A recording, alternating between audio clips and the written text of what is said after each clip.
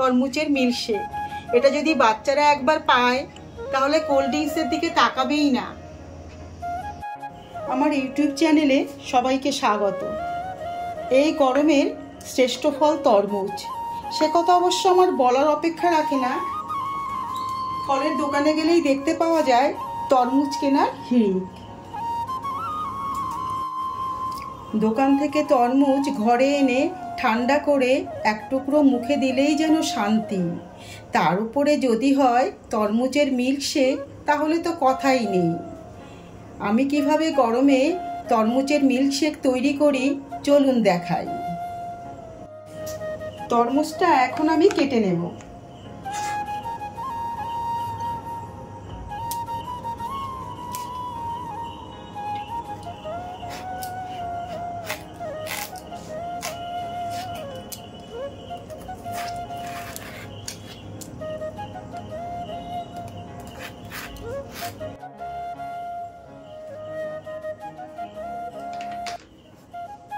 এই দেখুন কেমন হয়েছে।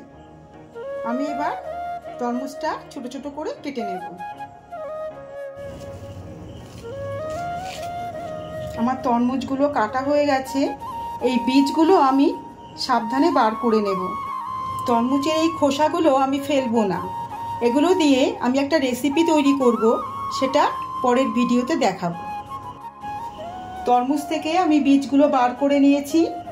এই যে এরকম হয়েছে, প্রত্যেকটা বীজ আমি বার করে নিয়েছি। এবার আমি তরমুজগুলো এই জারের ভেতরে দিয়ে পেস্ট করে নেব। আমি জারের ভেতর 1 চামচ চিনি দিয়ে দেব।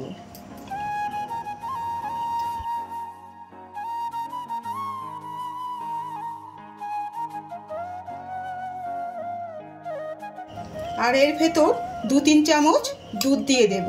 দুধ দিয়ে আমি এটা পেস্ট করে নেব।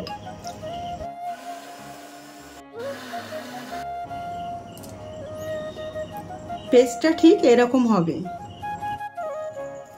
আমি গ্লাসে কয়েক টুকরো বরফ দেব। আমি 4 টুকরো বরফ দিয়েছি। গরমে খেতে খুব ভালো হবে। আর আমি জার থেকে জুসটা ছেঁকে নেব, পিস টিস থাকতে পারে এই জন্যে। এই যে তৈরি হয়ে গেছে তরমুজের মিল্কশেক। এটা যদি বাচ্চারা একবার পায় তাহলে কোল্ড ড্রিঙ্কসের দিকে তাকাবেই না। ভিডিওটা যদি আপনাদের ভালো লাগে তাহলে লাইক, শেয়ার আর সাবস্ক্রাইব করবেন।